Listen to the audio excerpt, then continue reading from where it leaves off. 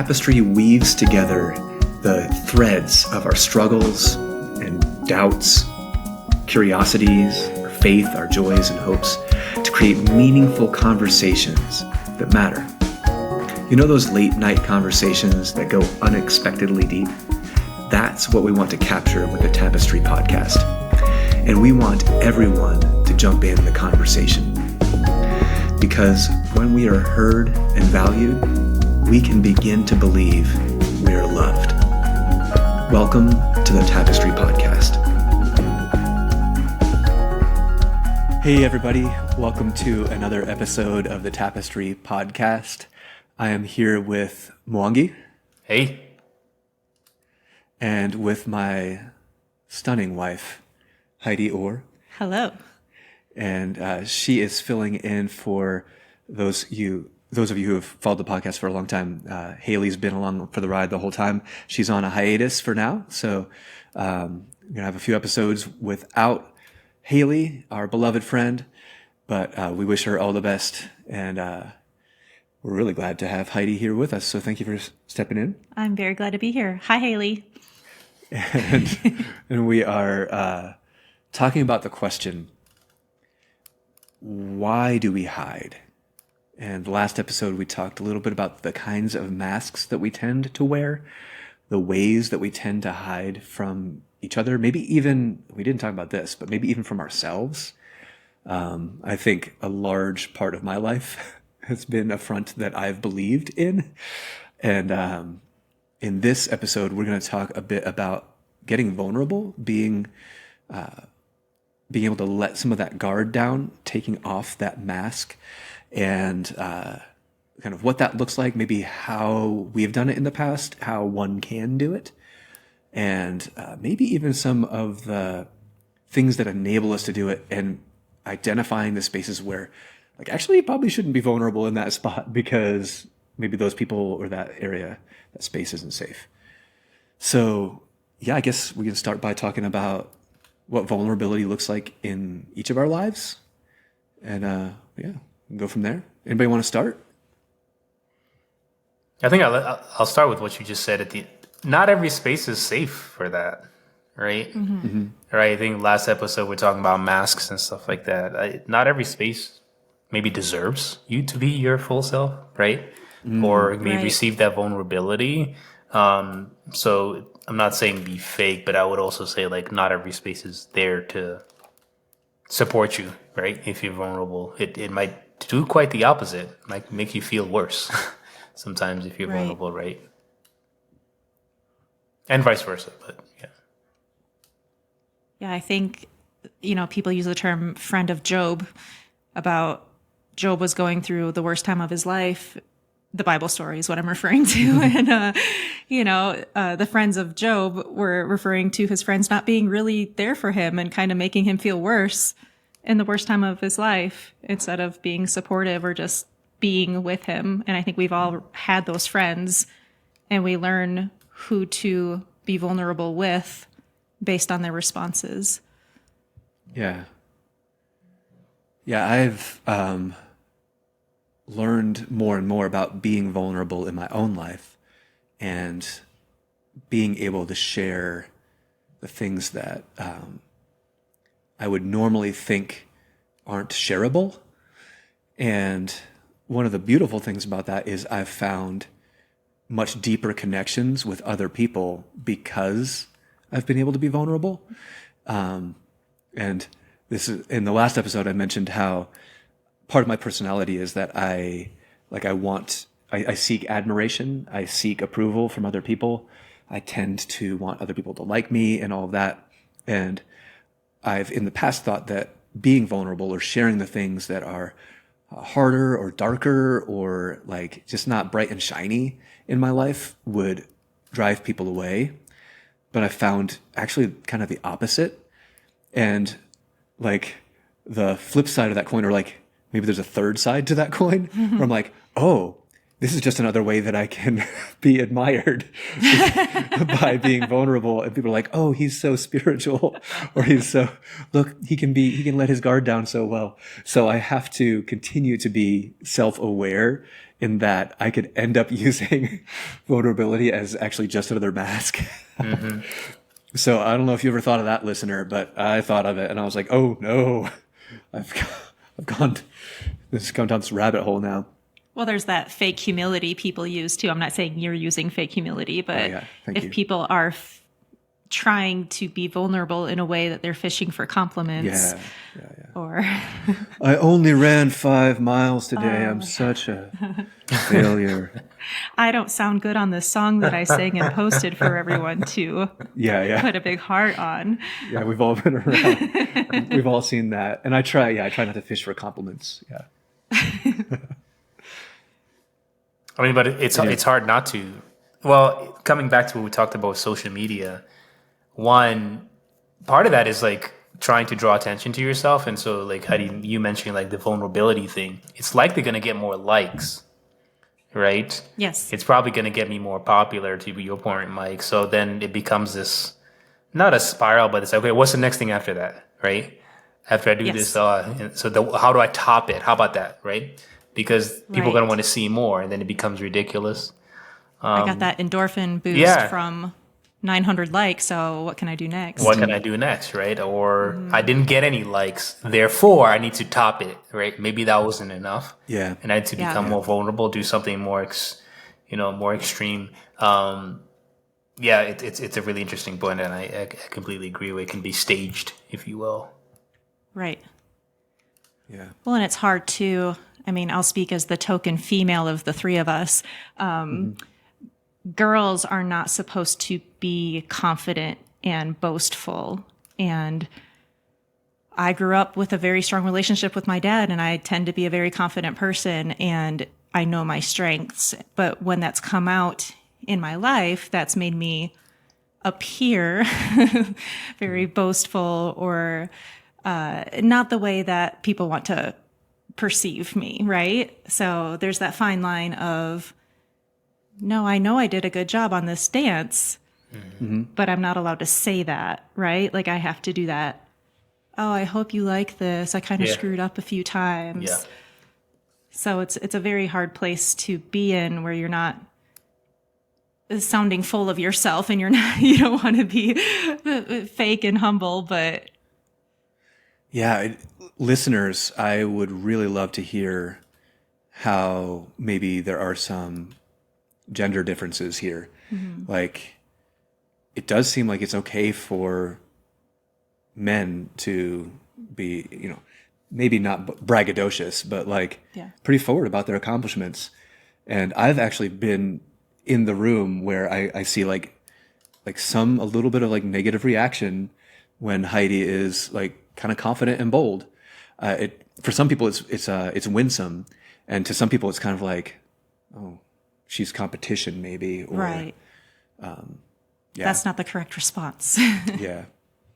It's also cultural. Down on yourself. Yeah, I was going to say it's also cultural. To your point, exactly, Heidi. Like, you look at how, let's say, men and women, but also cultures will take this vulnerability into some cultures. You're not, whether you're a man or woman, you can't be vulnerable, right? You may have to, right? So, two, it's where you grew up and your environment can be a factor in your authentic self, or how you show up, or how many masks you may wear, or wear a certain type of mask, again, outdoors versus indoors, and things like that. So I know culturally it's also there. Oh yeah, I mean, men don't cry, right? Yeah, men don't cry. Mm-hmm. And number one, BS. That's not true. The strongest men that I know feel free to cry. There is something about vulnerability that's hard for all of us, because it's vulnerable. Like, there's a danger in it. You're not just taking off a mask, but like you're taking off some armor. Yeah. And Brene Brown, if you guys haven't, I know you guys have heard of Brene Brown, but listeners or viewers, if you've never heard of Brené Brown, she does some excellent work on vulnerability and how powerful it is. And I think we talked about connection a little bit ago. That's one of the first things that is so powerful about it. Another thing that I think kind of speaks to the spiritual side of it is that if I put on like a good enough show, especially as a spiritual leader, then people have like a false standard that they might try to live up to, that they believe that I or someone like me is like always hitting home runs on this kind of thing, or never has these kinds of spiritual problems. And so then like they're trying to live up to something that's not, it's not true. And it's especially dangerous, I think, in faith communities. Like if you've got the kind of a superstar pastor who can do no wrong. But I think it's also bad in like lots of other ways, right? If we're not honest about who we are or like what we struggle with, then there are people out there who think that there are people who don't struggle, and that's just not true. And so I think one of the spiritual values in being vulnerable is that it shows a more authentic self to people, and they're not chasing after something that's an illusion, a complete, maybe sometimes complete falsehood, but at least a partial falsehood.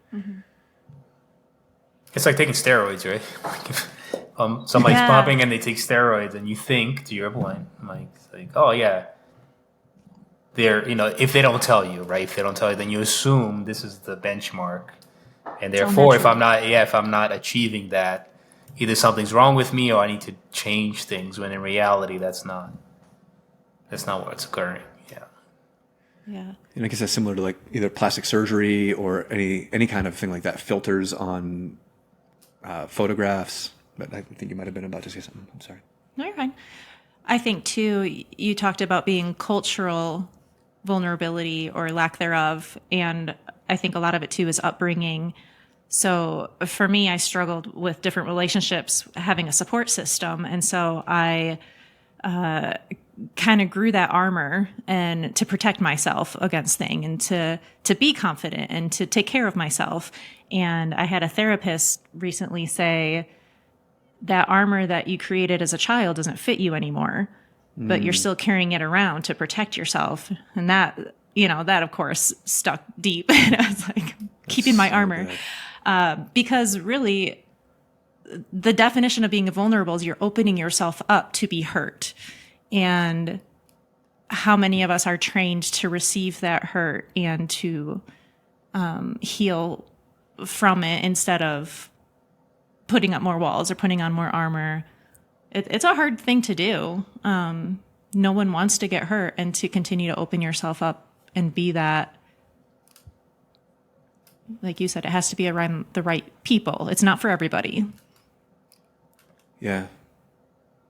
Well, I did think of an example of someone who was incredibly vulnerable on the world stage, and maybe not in the like right space, but did it anyway.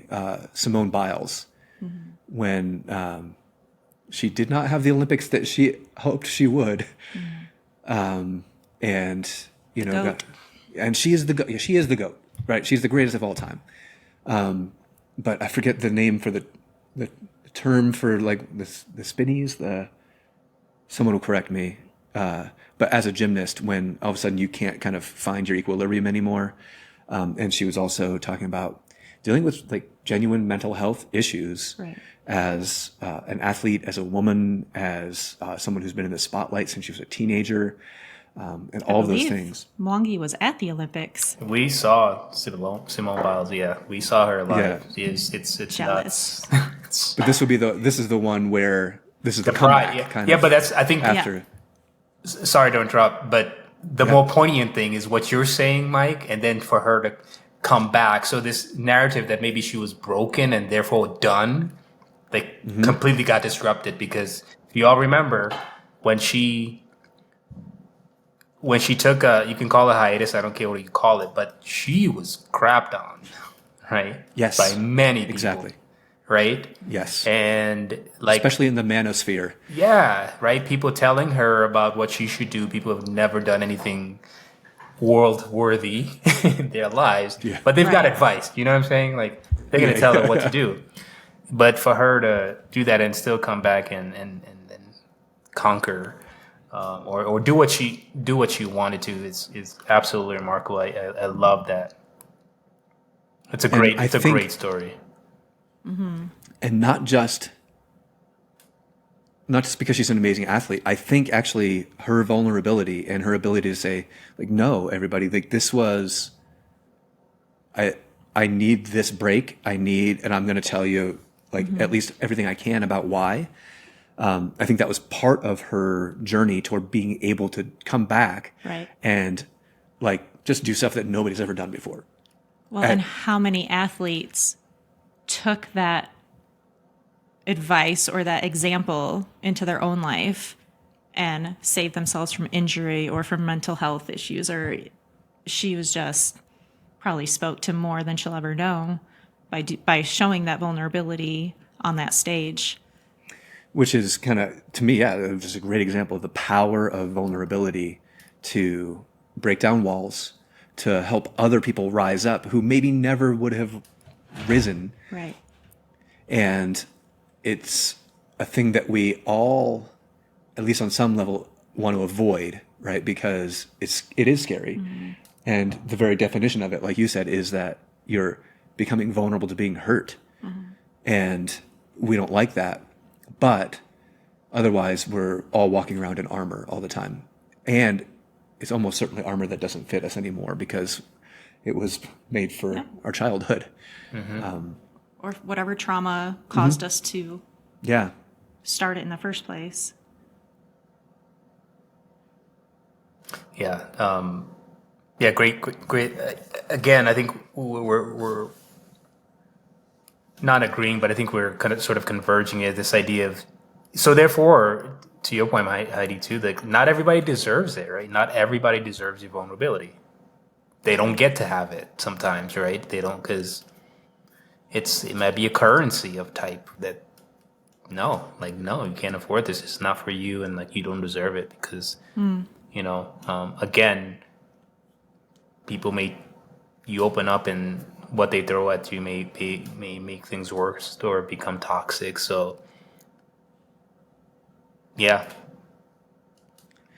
Yeah, and on that note, I've had the experience of being vulnerable and sharing things and kind of having it, I don't know, bite me a little bit. Like, I don't want to overstate it because I'm sure there are people who have stories and I'd love to hear them. But like, I was able to avoid getting COVID for the first 3 years. And then when I finally did, it wasn't as awful as I know some of the people who got it early on were, but then I did have some lingering symptoms. And as I was trying to work out, my heart rate was doing weird things and stuff like that. And rather than not sharing that with people, I decided to be a little bit vulnerable about it and kind of share like, oh yeah, I'm kind of having this. But that ended up giving kind of this impression that I had long COVID, which is not the case. Mm-hmm. I just wanted to kind of model that kind of forthrightness, being open about those kinds of things. And then later on, when many of you know, I broke my neck a little over a year and a half ago in a mountain bike crash. Do not recommend. 0 out of 10 stars. It is not good. Not the Very type of bad. vulnerability we want. Please do not try at home. Well, and Heidi was there. I mean, I will start crying if I talk about it too much, but the way that you were by my side during all of that was incredible. But I've continued to share about my experience with kind of continuing symptoms, like people are like, oh, you're all better. I'm like, I'm better. Like, I still can't feel this finger all the way. I've got some for those of you who are only listening and not watching, this is my right index finger. It's an appropriate finger. Yes, I don't have full sensation in it yet, and I may never. And I also have other nerve issues and stuff like that. And sometimes when I share that, people are like, oh no. I'm like, no, it's really, you guys, I'm doing so well. He walked away from breaking his neck twice. Yeah, this could have been a situation like, for those of you who are familiar with Christopher Reeves, who plays Superman. Christopher Reeves? Reeves. Reeves. I'm going with Reeves. Final answer. I believe you. Final answer. Final, it's locked in. Somebody's going to comment, and then we'll know. It could have been a situation like that where, in a wheelchair, like tube to move myself around in the thing. And people have really appreciated the ways I've been vulnerable. But then there have been some other times where I'm like, I don't just want to talk about my neck, though. Can we talk about something else, maybe? I am more than my most recent traumatic injury. I mean, do you guys have any examples of maybe where you were vulnerable and you were like, oh, maybe backfired a little? Yeah, I'm sure. I just have to narrow down. But I get what you're saying, Mike. Maybe somebody shares something and that becomes their identity, or like that's what people keep coming back to and never letting it. That's what I'm saying. I think it just depends on it's not for everybody, right? There's some people like you saying you'll share, and then that's your hook. I'll keep bringing that up over and over. Like, well, how's that neck? What about that neck? Let me introduce you to Mike. He broke his neck, right? Yes. And you become this sort of like just thing, if you will, in their lives that they prop up or use, and use your vulnerability, right? In a not necessarily negative way, but just like as a plaything, if you will. Well, if I'm allowed to get 110% vulnerable, because that reminded me during COVID, Mike and I had 2 miscarriages within 6 months. So like, also do not recommend. However, we shared that with our community more so as a way for people to stop asking us, when are you having kids? And that sensitivity to that.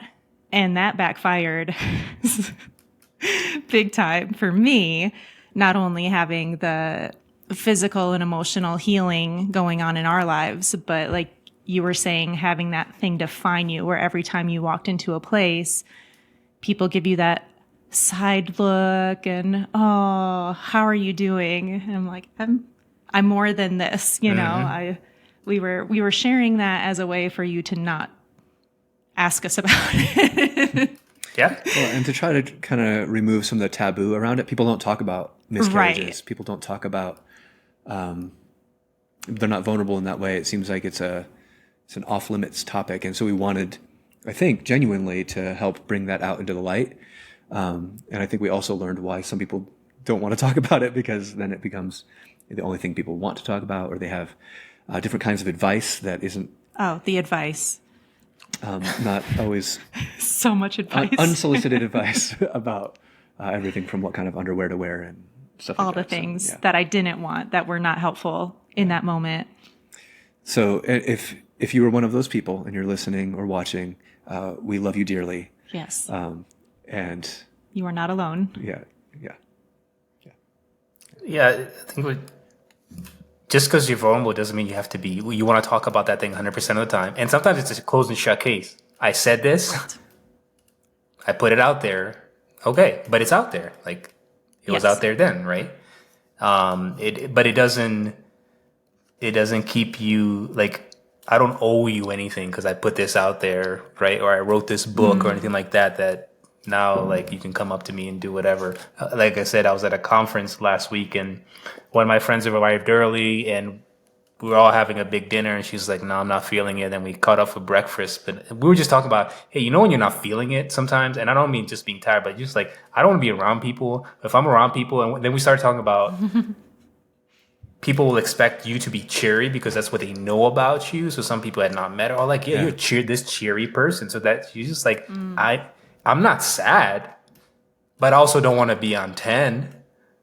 I just want to chill. And if that atmosphere allowed that, then fine. But it's not easy, right? It's not easy being vulnerable and at all. And it's tough if you're a kid, right? In your school and navigating stuff and not knowing how to respond, and things like that, or what maybe what songs tell you, but I could say that for me, when I think about vulnerability, like I think about art, right? I think art shows vulnerability in so many different ways, right? Whether it's dance, music, painting, sculptures, right? To me, artists do such a good job of showing vulnerability through art. So it's not even necessarily them, but man, I just love going to museums and stuff like that and looking at paintings and sculptures or listening to a good song where even sometimes the artist, they don't even know that they're creating that. They're just doing something, and it comes out and they just say, wow, okay, right? Dang, it's not necessarily them, but it's an expression or something, Yeah. And then there is a book called The Heart of the Artist by Rory Noland. And it describes in there that as an artist, it's an extension of yourself. So if you paint something and ask someone, do you like this? You're actually saying, do you like me? Because I put myself into this. So that goes exactly along with what you were saying of you're putting yourself out there, you're being vulnerable for people to judge and say, do I like it or not? What do you think of this? Yeah. Especially something so subjective. And I think the other thing is that this vulnerability, it doesn't have to be words necessarily. You don't have to write a book. The vulnerability can come out in many different ways. It could be a garden that you're planting. It could be a recipe you're coming up with. I don't care, right? Like, it's not always this social media post, but to your point, Heidi, like, it's still vulnerable, right? You have somebody taste something and they say, yeah. And you're like, dang, I spent all day on that. And this is my best foot forward. What am I going to do next? If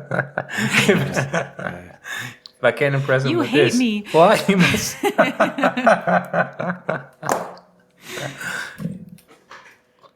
Well, vulnerability can be powerful, and it's, as we talked about, has some potential pitfalls, and we talked a little bit about how to avoid some of those.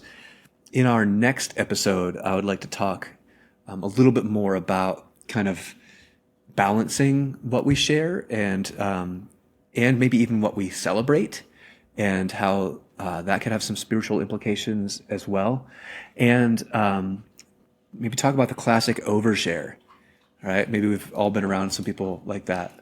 So thanks for joining us for this episode. Thanks, Wangi and Heidi, for this conversation. And we will hopefully catch all of you on our next one. If you want to know more about Tapestry, you can check out tapestrytalk.org, and you can see other podcast episodes, other videos we've done. You can see how to get connected with our Discord channel for a discussion, so we can actually talk to each other. You don't just hear our voices. And we would love to get connected more deeply with you guys. So see you next time. Peace out. Bye. The Tapestry podcast is produced by Stephen Bailey. Original music was scored by Taylor Martin. Our hosts are Haley Bird, Wangi Ndonga, and me, Mike Orr. Special thanks to Lauren Richmond Jr. and Resonate Media. You can learn more about Tapestry and join the conversation on our Discord channel at tapestrytalk.org. Thanks for joining us.